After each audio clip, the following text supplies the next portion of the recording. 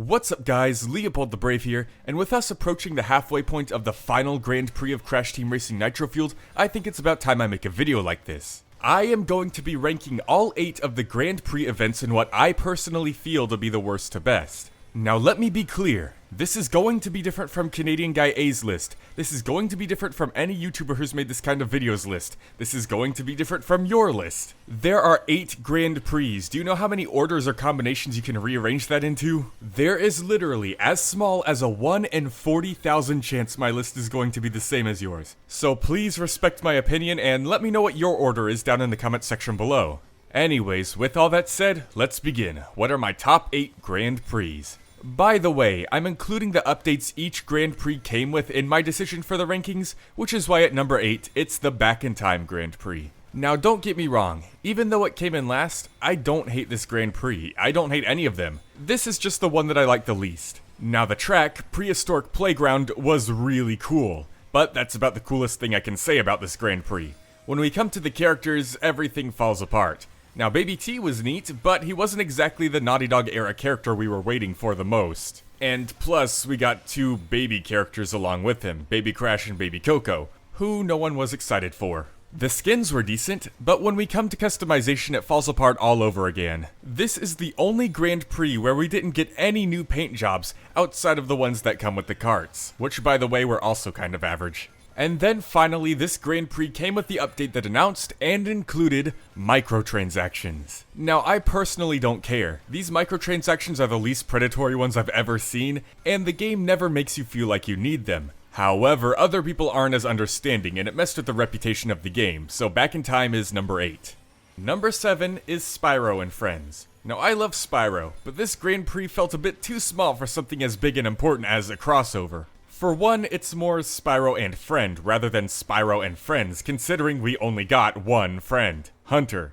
And then the other character was a villain, and not even someone like Ripto, it was Nasty Nork. But either way, as underwhelming as the character choices were, it was still cool to see a Spyro and Crash crossover. Plus the track is pretty fun, even if it's not Blue Fire enabled. The skins were also pretty cool, nothing stand out, but still cool, and the wheels were awesome. The paint jobs, however, were decent at best. While it's cool to see more textured paint jobs with these gem patterns, they didn't really do a good job making the decal stuff stand out. So yeah, Spyro and Friends, number 7. Number 6 is RUSTLAND. The track this Grand Prix brought us was incredible. The character though, not so much. While it was better than what we were expecting for someone like Megamix, it still was Megamix. There were a lot more highly requested characters that people were waiting on. Not to mention, this is the first Grand Prix that only gave us one character. And while quality does go over quantity, we already know the quality is going to be there in something like Crash Team Racing Nitro-Fueled, so the quantity does become important too.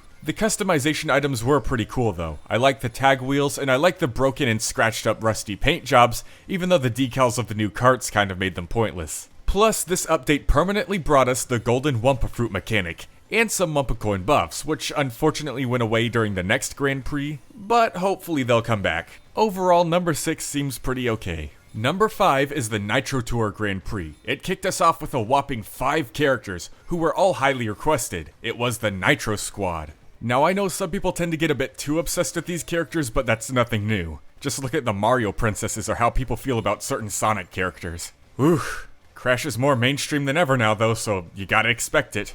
Anyways, this Grand Prix also brought us some really cool outfits, like Biker Crash and Biker Tiny, or Racing Crunch.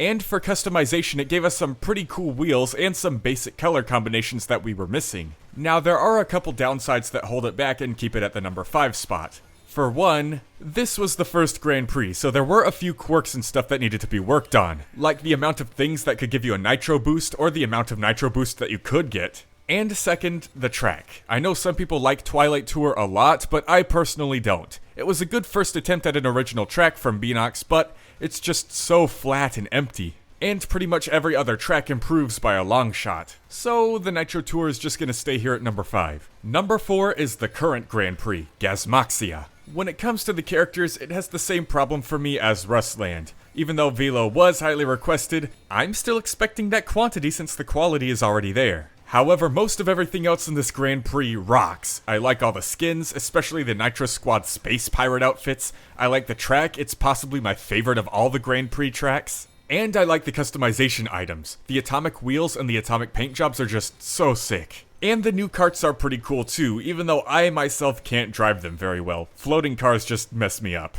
In the update though, we also got a new set of time trials starring Velo. They were challenging, but very manageable. It was just a neat little taste of the dev times that are coming later. Overall, GASMOXIA seems like a fit number 4.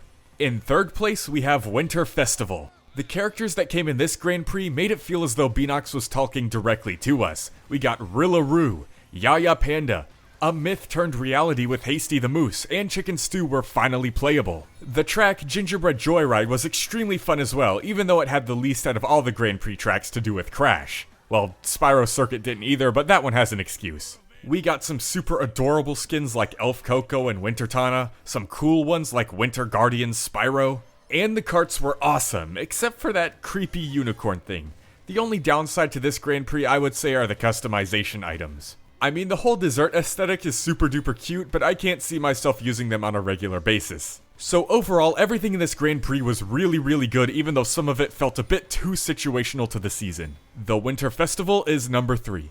In my second place is the Spooky Grand Prix. It brought us some extremely high requested characters like Nina, Cortex, and Embryo, as well as the other Komodo brother, and the track was very nice. It brought in this cool slow-down acid mechanic, and it had some really cool references to Twinsanity, my personal favorite game in the franchise, aside from Nitro-Fueled now. The skins were neat and spooky as well, I love the karts, I love the paint jobs, and the only thing that even remotely came close to bugging me in this entire Grand Prix were the wheels. They just seem a little weird and don't really match with anything. This update also brought us the fun and addicting ghost mechanic, which would later be reskinned as the golden Wumpa Fruit mechanic later on. And the update also brought us a feature that we've been waiting for a long time. The ability to switch driving styles. So we can now play as whoever we want to, however we want to, even with a brand new driving class, the Drift class. So, the wheels were weird, and some of the stuff is still situational, even though it's not as bad as the Winter Festival. So I say this makes a nice number 2.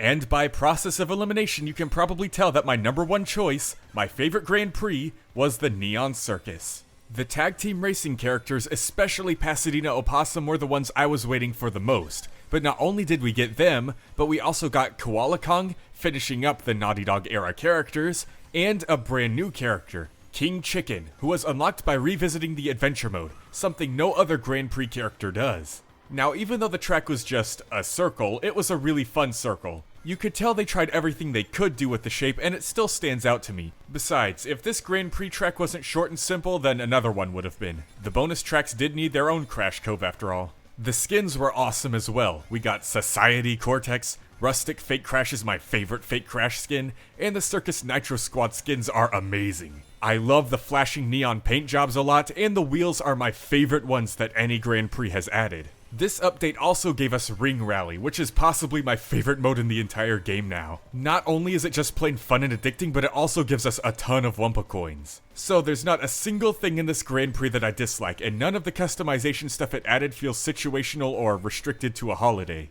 I think that's more than enough justification for me to put it at my number 1 spot. Neon Circus is my favorite Grand Prix. But what are yours? Let me know down in the comment section below. I hope you enjoyed the video. See you guys next time. LeopoldTheBrave, out.